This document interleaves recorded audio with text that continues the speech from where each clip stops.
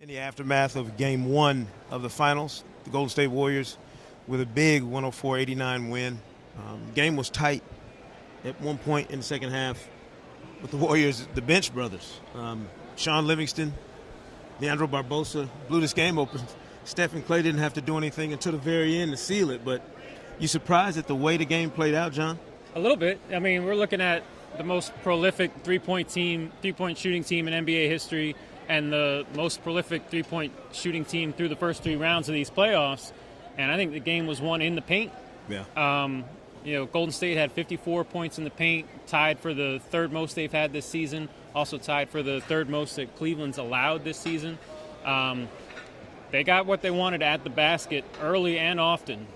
Drives, like Barbosa was getting to the basket off the dribble, cuts to the basket, beating the Cavs back door, and in transition, with the Cavs not really matching up, finding layups in transition, and then a lot of Sean Livingston pull up 10 to 15 feet there in the fourth quarter. Yeah, I mean, I mentioned to you that Livingston's like the guy at the park with the cutoff jean shorts who can't shoot from outside, who might not make a layup, but he's got pull-up jumper game that'll just eat you alive.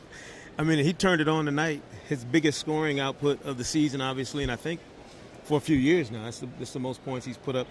What did he see, I guess, that maybe other people didn't see in the matchups that were out there? Because he was going at everybody.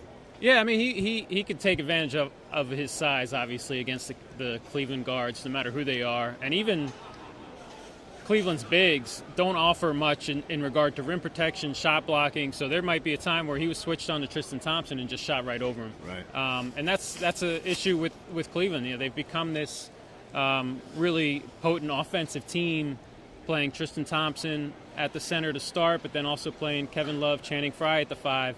But they really offer no rim protection on the other end of the floor. And so that's something that Golden State took advantage of here, and I think they can continue to take advantage of going forward. I thought another thing that stuck out, Golden State's defense was really good.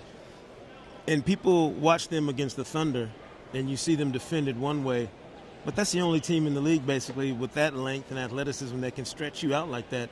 It seemed like there were so many more passing lanes for the Warriors tonight that weren't there in the Western Conference Finals. Yeah, I think – Cleveland, like I said, has become such a great offensive team, but the Warriors are just so versatile defensively. No team can match up with this team better than the Warriors can. And Cleveland ended up getting caught in a lot of Kyrie Irving one-on-one, which didn't work out for the most part. Yeah. I think the Warriors will be happy with that kind of stuff. Sort of took the Cavs out of any sort of rhythm. Other guys on the floor were much less involved. J.R. Smith barely got a couple shots up. Yeah, it was a tough night for J.R. Strange night for LeBron, where he wasn't. You look up and he had a LeBron night, but it didn't look like he ever had control of the game. You know what I'm saying? Like there was never that moment where he seemed like he was in control of things and kind of facilitating for his teammates. We never got to that point. I think he did early on. They had a couple post-ups for him against Harrison Barnes. He took advantage of, got a couple layups. There's a lot of double teams in those situations, but I think they went away from that later on in the game. I don't know if they didn't like the matchups they were getting, but I think a little bit more of LeBron in the post could be in order for Game 2. Yeah. Interesting. You never know how the first game of a series is going to go. Last year we had an overtime game, so you kind of had a feeling for the series. It set the tone. This was weird. This felt odd because if Golden State can play like this and the Splash Brothers don't get cranked and they win like this, it makes you wonder what's going to happen when they both are clicking, with Steph and Clay rolling, and you get this bench crew. If they're contributing, it could be a rough night again for the Cavaliers. Yeah, I think bottom line, Golden State's the better offensive team, better defensive team in this series.